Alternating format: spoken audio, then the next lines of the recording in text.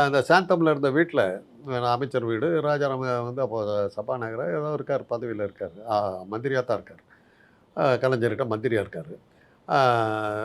வெளியில் ஒரு வேப்ப மரம் இருக்கும் விசிட்டர் ரூமுக்கு பக்கத்தில். அந்த வேப்ப மரத்தை எடுத்து நானும் அவர் நின்று பேசிக்கிட்டு இருப்போம். அப்போ சொல்கிறாரு, கட்சி விட்டு போக மாட்டார். இப்போ தான் சத்யா ஸ்டூடியோலேருந்து வர்றேன், என்ன பேசுகிறா, எல்லாம் கட்சி ரெண்டாக போயிடுச்சுடா, அப்போ எல்லாம் வெளியே போகிறாங்க, அவர் பின்னாடி வர்ற கூட்டம் பயங்கரமாக இருக்குடா அப்படின்னாரு. அவர் சொன்னால், இல்லைடா பெருசாக வருவார்றா அப்படின்னார்.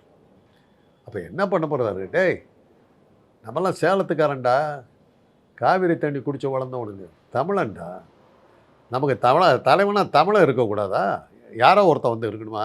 கேரளாவில் இருப்பானாடா தமிழன், ஒருத்தன் தலைவன் ஆகிடுவானாடா? அப்போ வந்து அசோகன் அவர்கள் எம்ஜிஆர் அவர்களே மலையாளியாக தான் எடுத்தார். இப்படியே சொன்னார்.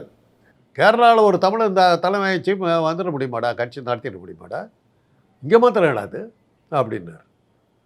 என்ன சொல்லுங்க, நாமெல்லாம் சேலத்துக்காரன்டா, காவிரி தண்ணி குடித்தவங்கடா, தமிழன்டா அப்படின்ட்டார்.